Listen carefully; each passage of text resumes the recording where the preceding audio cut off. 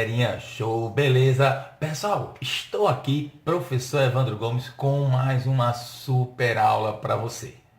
Hoje, dando sequência àquela parte de parasito que a gente vem conversando, já falamos sobre vírus, dá uma olhadinha se você não viu ainda aí no nosso canal, tá? Nós vamos trabalhar a parte de bactérias. Cara, tem muita coisa legal. Então assim, as bactérias são os organismos bem interessantes. Por quê? Tem os seus benefícios, tem os seus malefícios. Isso nós vamos discutir numa bateria de 3 vídeos, tá?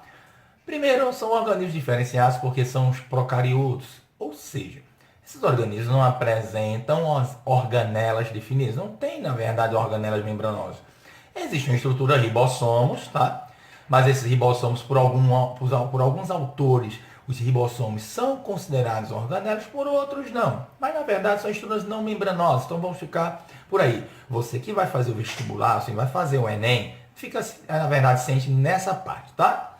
Então esses organismos podem ser autótrofos, heterótrofos. Nós temos uma grande parte das bactérias que são heterótrofos. Existem as quimiosintetizantes que participam do ciclo do nitrogênio, tá certo? São organismos autótrofos.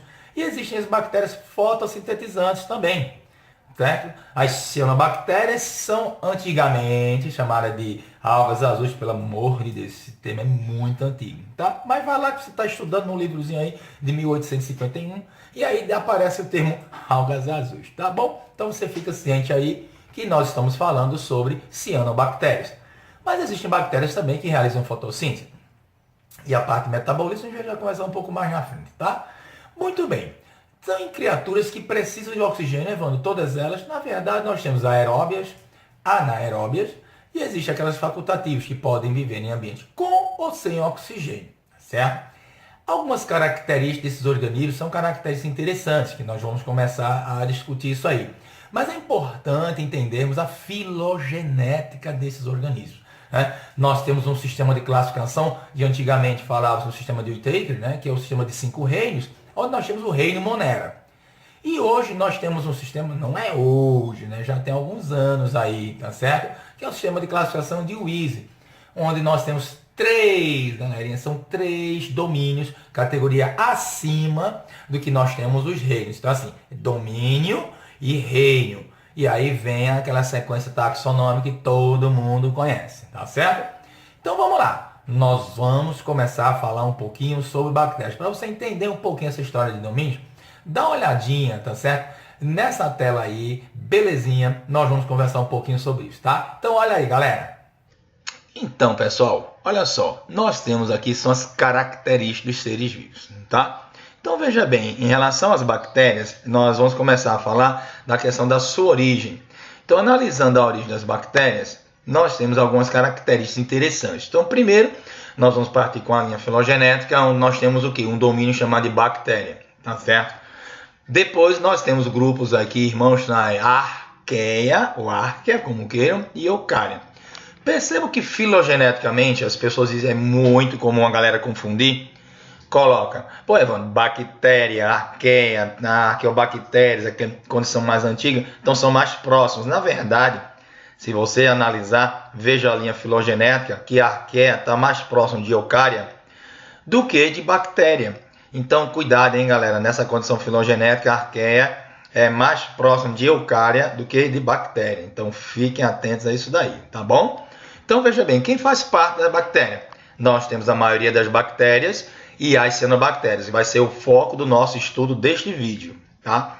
Depois nós vamos falar sobre as bactérias, e o nome é arqueia, né? Primitivo, as metanobactérias, as termófilas, as hialobactérias, quer dizer, bactérias que tenham desde aquela história da origem da vida.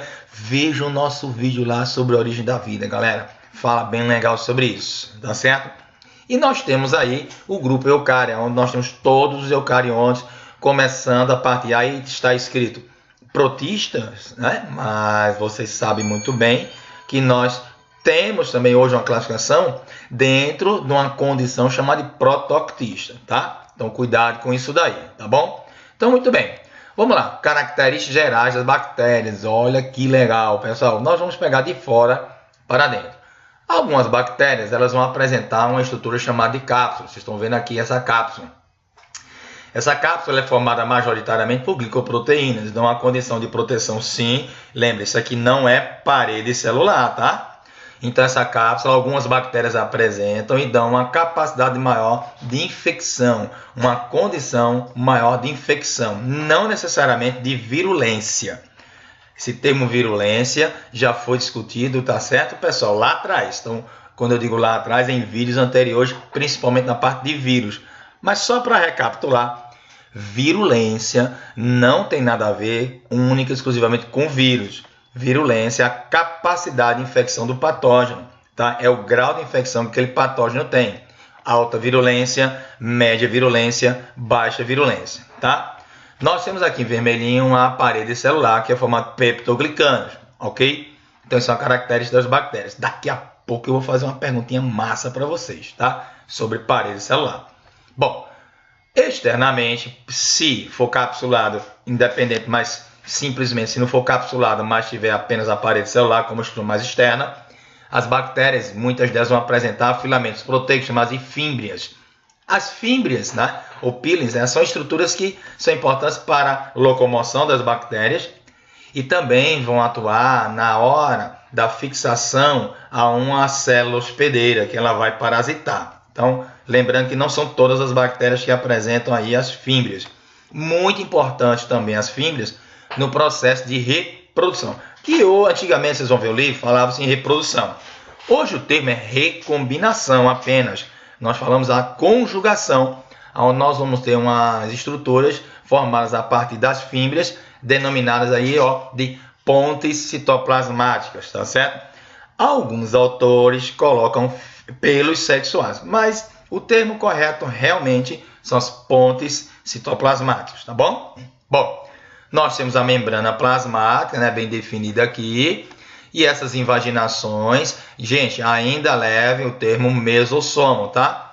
Essa invaginaçãozinha aqui é o mesossoma, que apresenta a concentração de enzimas responsáveis pelo metabolismo energético das bactérias. Seria uma estrutura similar, mas não é uma organela, lembrando, ao que nós temos aí das mitocôndrias. Mas lembrem-se, nós estamos falando de procarioto, tá? Então, procarioto não vai apresentar essa característica, tá certo? De ter na sua estrutura o que nós chamamos de mitocôndria, tá bom? Então, fiquem atentos a isso daí, tá? Bom, vem aqui os ribossomos, como eu tinha dito para vocês na introdução, os ribossomos são responsáveis pela chamada síntese proteica, certo? E existe essa característica aí nas bactérias, a presença dos ribossomos. Então, cuidado com isso daí, beleza? E, pessoal, uma das estruturas mais importantes que nós temos aqui são chamados plasmídeos. Estão aqui esses caras. São fragmentos de DNA. Não confundam, por exemplo, tá certo? Com o DNA chamado de nucleoide, que é o DNA circular, que não está envolto por uma carioteca, ou seja, por uma membrana nuclear. Esses plasmídeos são os principais responsáveis pela resistência das bactérias, promovendo variabilidade numa condição de modificar suas proteínas de envelope, no caso cápsula aqui, né? Nós temos também a modificação da parede celular, dando maior resistência essas bactérias devido ao rearranjo de suas proteínas em relação aos antibióticos, tá bom? Então, cuidado com isso daí. Galera, outra coisa importante, muitas bactérias apresentam flagelo. Aí você chega, Evandro, esse flagelo, sua origem. Lembre-se, quando você estuda a célula eucariótica, tá? Você sabe que existem umas coisinhas, microtúbulos chamados de centríolos. As bactérias não apresentam centríolos. Então, de onde vem esse flagelo? Esse flagelo, na verdade, vem a partir de proteínas microtubulares presentes, tá certo? Exatamente nessa estrutura citoplasmática. Existe uma invaginação e a principal proteína que forma o flagelo é chamada de flagelina, tá? Você pode, de repente, dar o nome até de sua filha, né?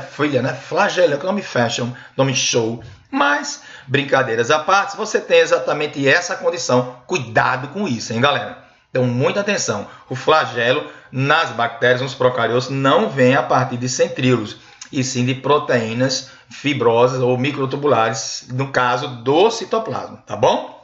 Ok, galera? Então, olha só. Nós vamos discutir depois, aí vamos dar uma sequência, vai ser tema para o nosso próximo vídeo. Aqui a gente está trabalhando as características gerais das bactérias, essa partezinha chamada de peptoglicanas, parede celular. Mas eu vou deixar uma perguntinha para você em relação a isso aqui.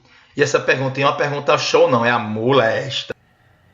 Que pergunta eu vou deixar para vocês agora? Vamos lá. Galera, a pergunta é a seguinte. Falamos agora há pouco, vocês viram, na parte referente à parede celular. Olha só, galera. Parede celular. A pergunta é: todas as bactérias apresentam parede celular? Vou deixar a pergunta lá. Tu vai me dizer. Todas as bactérias apresentam parede celular? Parede celular de peptoglicano. Todas elas apresentam? Responda aí. Dá um gai, dá um gai. Conseguiu já? Sei que você achou, não é moléstia. Como você está assistindo nossos vídeos, você que é nosso aluno, sabe muito bem que se você respondeu todas as bactérias sim, Evan, tem parede celular, aí você não está estudando com a gente, tá? Mas se você respondeu não, Evandro, a maioria das bactérias tem parede celular, pois existem os micoplasmas, né? Que são bactérias que não apresentam parede celular. Então aí você, ó, valeu galera, acertou geral, deu gás geral. Você é nosso aluno. Você tá sabendo legal. Então, pessoal, nem todas as bactérias apresentam parede celular. A exceção são os micoplasmas, que nós vamos conversar sobre eles lá na frente, quando nós formos tratar da parte de doenças, bacterioses. Então você vai achar, eita, quase que não sai. Achar show não, a molesta. Beleza, galera? Então, vamos ficando por aqui neste vídeo 1 e fiquem aguardando o vídeo 2 de bactérias. Um super beijo, pessoal, e até o próximo vídeo. E não esqueça de curtir, veja só, o nosso canal, se inscreva. E outra coisa, vá lá no nosso Instagram, tá certo? É Evandro Gomes PB, e tem umas coisas legais para vocês sobre nossos aulões, né? Sobre os nossos mini cursos, enfim, beleza? Beijão, galera, e até a próxima, tá? Tchau!